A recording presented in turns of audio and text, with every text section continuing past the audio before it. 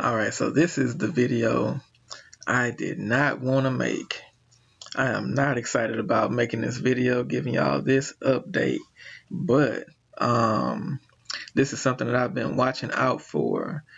Is the stock market doomed? Will there be another big crash? How bad will it be? All of that stuff I'm about to answer, in my opinion, from my perspective, looking at the chart in this video. So let's back out a little bit and take a look at it. So we're looking at the S&P 500 SPX. So to give a little bit of background information, this chart that we're about to see, I did not have this information before. Somehow TradingView updated the information on this chart, and it gives a lot more insight. And once I saw this updated version, it spooked me like crazy. It scared me, I'm not gonna lie, because I had been charting this. Well, let me just go ahead and back out now. Let me just go ahead and get it out the way. All right. Boom.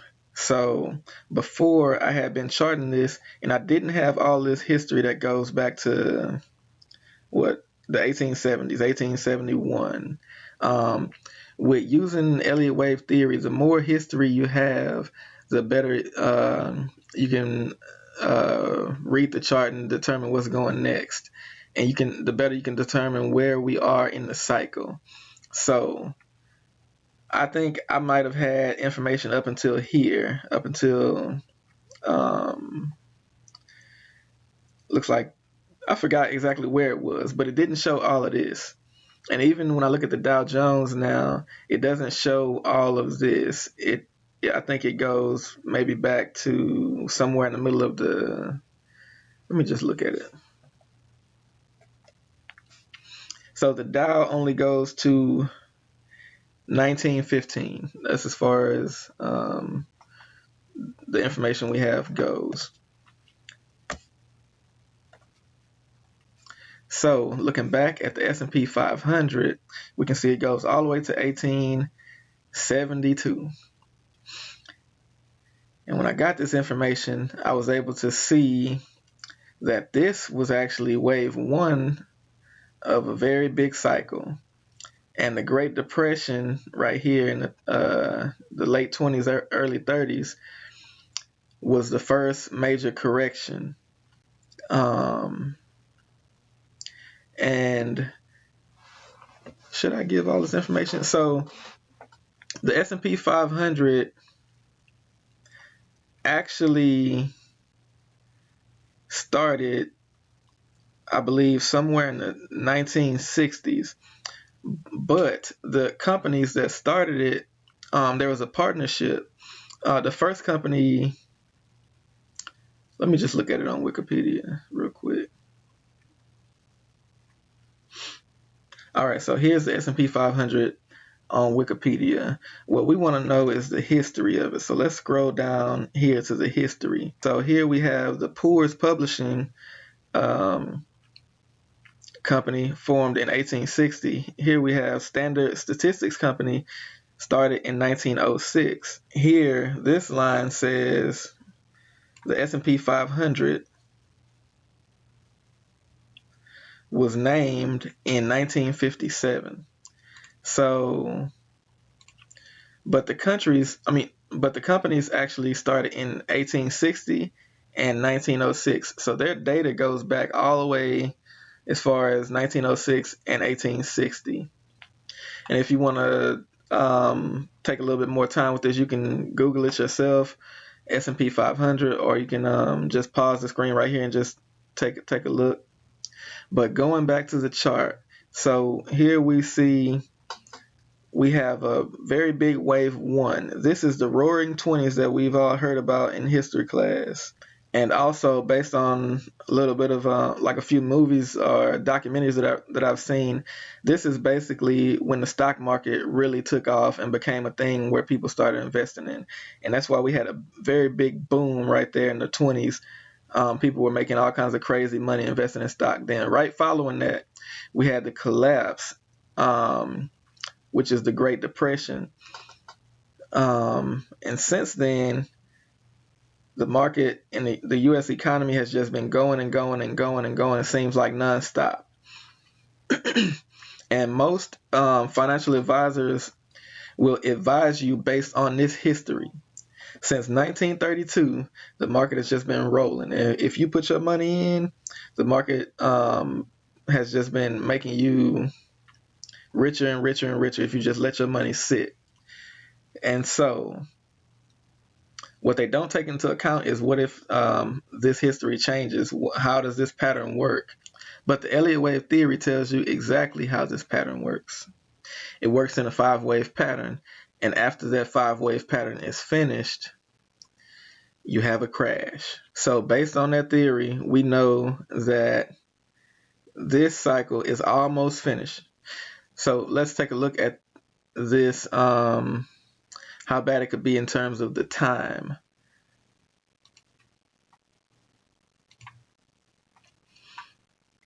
So I'm about to use this tool, the trend-based fib time. So let's start from the bottom here.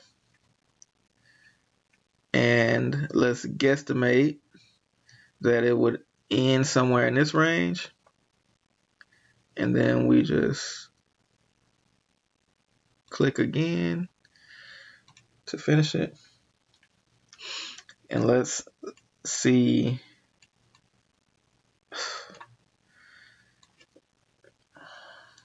Let's see what that time could look like. So generally, as a rule of thumb, I always use this 382.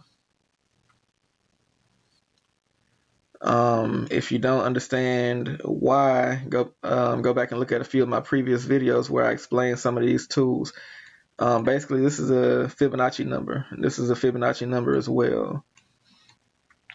But to explain it simply, the correction has to be proportional to the wave. If this is wave 1, and that's the end of the cycle, wave 2 has to be proportional to wave 1. It can't just end like here and keep going. It has, it has to have some proportion. So with that being said, it is very rare that a correction does not go to the 382 in terms of time.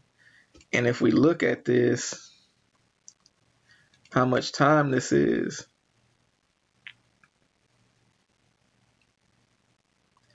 this is roughly 550 bars.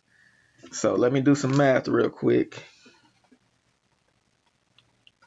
And let's see what 550 divided by 12 is. So this, each bar is 1 month because we're looking at the monthly chart. So my calculator tells me that would be 45 years. So I don't really have many words about this, but summary of what we're looking at is that we could have a 45-year long depression. That would be far worse than the Great Depression by a long shot. So yeah, man, get ready, prepare yourself. This could be very, very ugly. Something on this scale could have huge ramifications for the entire world. I don't even know what this even means, but some of you may have noticed this little line right here, and where it ends. What does that line mean? So this, one of the rules to Elliott wave, or not necessarily a rule, but a guideline to Elliott wave, is that when you have an extended wave 3 like this one, typically the once the full cycle is over, after wave 5 ends, the correction tends to come into the range of they say the terminus or the bottom of wave 4, and it'll have a strong reaction. A lot of times that would be the end of the correction. Sometimes it'll bounce here and then go further, and that'll be the end. But it always has a strong reaction here. So most of the times I target this area for the end of the correction. And we see what numbers that is. I have no clue what that means. But all of this information is just mind-blowing. And the best we can hope for in the short term is that this bull run continues to extend. It's a possibility that it could extend much further than where I have targeted here, and we should be hoping for that, because whenever this last wave is over, something very, very nasty is coming. And yeah, like I said, I don't have no words. But I first saw this in the middle of the crash, when the market first started crashing due to the coronavirus. I saw this and it blew my mind, and I actually started freaking out a little bit. And I was debating whether this is something that you even tell people or not. And so I talked to a couple people close to me, and I was actually not going to share this information for a long time until we got a lot closer. But now I see a lot of people talking about another crash coming, and I feel like it's kind of irresponsible, because by creating all of that fear, you can make it happen a lot earlier. And I don't know, I just feel some type of way about sharing this type of information. And I don't want to go on and on, but the crazy part to me is that I've been following the stock market, people talking about the crash and things like that. And before the crash even happened, there was a lot of people talking about the crash. It was a lot of people expecting it to come a lot sooner. But just in general, there was a lot of people talking about the crash. But this right here, prior to coronavirus, nobody was talking about it. And now, after the coronavirus correction, I can see a lot of people starting to talk about this. They're not talking about it in the same terms that I'm talking, in terms of Elliott wave and all that type of stuff, but they're still talking about the next correction and it being a depression. This will definitely be a depression, much worse than the Great Depression. But we're not exactly there yet, so this is a time you could be taken to learn how to short. Because if you know how to short the stock market or any market, you can make money while it goes up or while it goes down. So you need to be getting yourself prepared, get your affairs in order, and all of that stuff. But one of the things I've been looking at is that watching people talk about the previous corrections we've had in 99, 2000 with the dot-com bubble, and in 2007, 2008 with the housing real estate crisis, is that a lot of people have been saying that we never really fixed the problems that we had in the economy. We kind of just spent more money, provided stimulus and all of that type of stuff, basically printing money. Our national debt has grown to a crazy number, and it's still growing with the more and more stimulus packages we're providing and the bailouts and all of that type of stuff. And so we've basically, over the past 20 years, been putting bandages on top of the problems that we've had. And so if I was to look for any reason of why the crash of this level might occur would be because we've been putting bandages, just spending more money. And so eventually it's got to happen. I'm not sure. I'm not a reasons guy. I'm not a news or fundamental analysis guy, but this is just my thoughts based on what I've been hearing from other news sources and stuff like that. But yeah, man, I don't even know what to say no more. So I guess that's the end of this video.